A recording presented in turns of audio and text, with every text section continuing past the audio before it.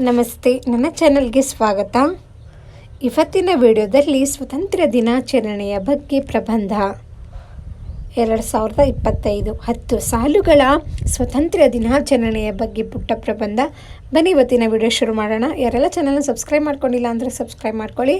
ನಾನು ಹಾಕೋ ಪ್ರತಿಯೊಂದು ವಿಡಿಯೋಸ್ ಕೂಡ ನೀವು ತಪ್ಪದೆ ನೋಡ್ಬೋದು. ಸ್ವಾತಂತ್ರ್ಯ ದಿನವನ್ನು ಪ್ರತಿ ವರ್ಷ ಆಗಸ್ಟ್ 15ರಂದು ಆಚರಿಸಲಾಗುತ್ತದೆ. ಮತ್ತೊಮ್ಮೆ,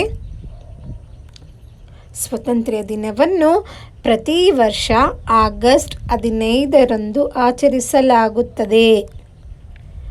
ಎರಡನೇದಾಗಿ, 1947ರಲ್ಲಿ ಈ ದಿನ ಭಾರತವು 1947ರಲ್ಲಿ ಈ ದಿನ ಭಾರತವು ಬ್ರಿಟಿಷ್ ಆಳ್ವಿಕೆಯಿಂದ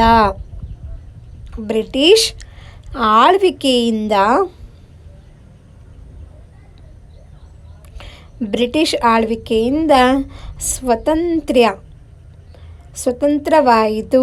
ಮತ್ತೊಮ್ಮೆ ಎರಡನೇದಾಗಿ, 1947ರಲ್ಲಿ ಈ ದಿನ ಭಾರತವು ಬ್ರಿಟಿಷ್ ಆಳ್ವಿಕೆಯಿಂದ ಸ್ವತಂತ್ರವಾಯಿತು. ಮೂರನೇದಾಗಿ, ಶಾಲಾ ಕಾಲೇಜುಗಳು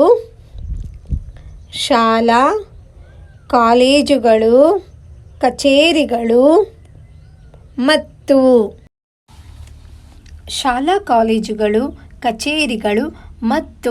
ಮನೆಗಳಲ್ಲಿ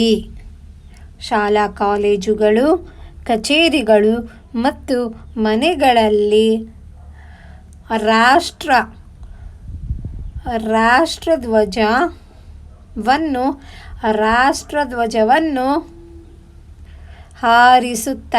ಹಾರಿಸಲಾಗುತ್ತದೆ.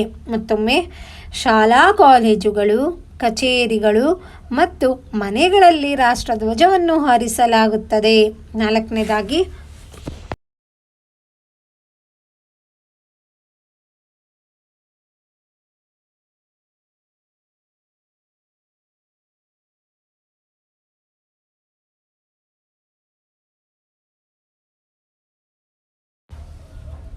ಹಲವು ಸ್ಥಳದಲ್ಲಿ ಧ್ವಜವನ್ನು ಏರಿಸಿ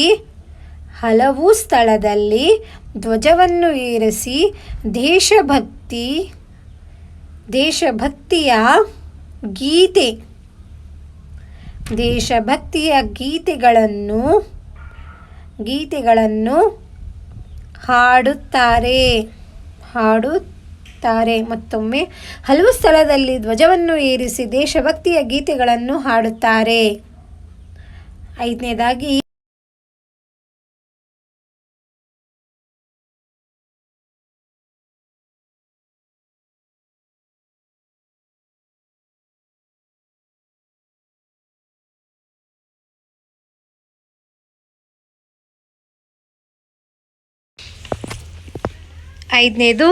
ಸ್ವಾತಂತ್ರ್ಯಕ್ಕಾಗಿ ಹೋರಾಡಿದ ವೀರರನ್ನು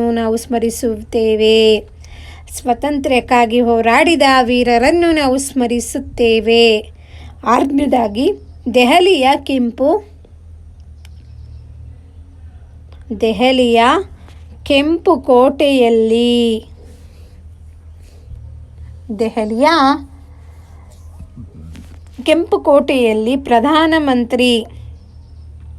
ದೆಹಲಿಯ ಕೆಂಪು ಕೋಟೆಯಲ್ಲಿ ಪ್ರಧಾನಮಂತ್ರಿಗಳು ಭಾಷಣ ಮಾಡುತ್ತಾರೆ. ಮತ್ತೊಮ್ಮೆ, ದೆಹಲಿಯ ಕೆಂಪು ಕೋಟೆಯಲ್ಲಿ ಪ್ರಧಾನಮಂತ್ರಿಗಳು ಭಾಷಣ ಮಾಡುತ್ತಾರೆ.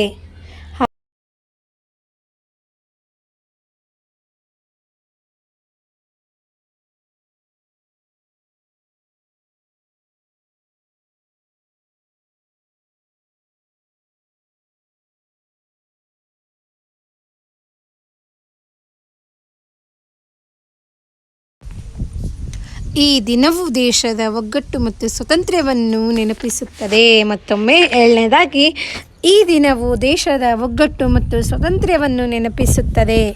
ಎಂಟನೇದಾಗಿ ನೋಡೋಣ ಬನ್ನಿ. ಗಾಂಧೀಜಿ, ಭಗತ್ ಸಿಂಗ್, ಸುಭಾಷ್ ಚಂದ್ರ ಬೋಸ್, ನೆಹರು ಮತ್ತು ಮುಂತಾದವರು, ಗಾಂಧೀಜಿ, ಭಗತ್ ಸಿಂಗ್, ಸುಭಾಷ್ ಚಂದ್ರ ಬೋಸ್ ಕೂಡ ಬರೀರಿ, ಹಾಗೆ ನೆಹರು ಮುಂತಾದವರ ತ್ಯಾಗವನ್ನು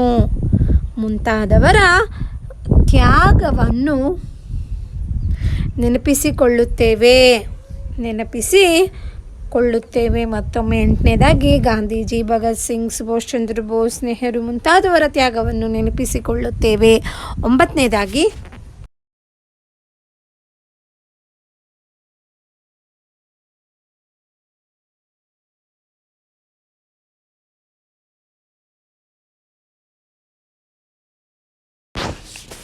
ಸ್ವಾತಂತ್ರ್ಯ ದಿನವು ಯುವಕರಿಗೆ ದೇಶ ಸೇವೆಯ ಪ್ರೇರಣೆ.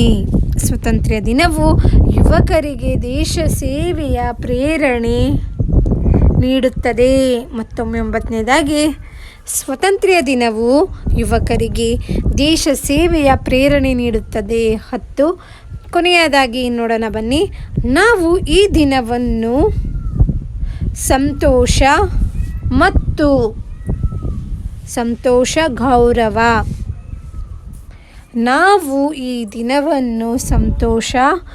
ಗೌರವ ಮತ್ತು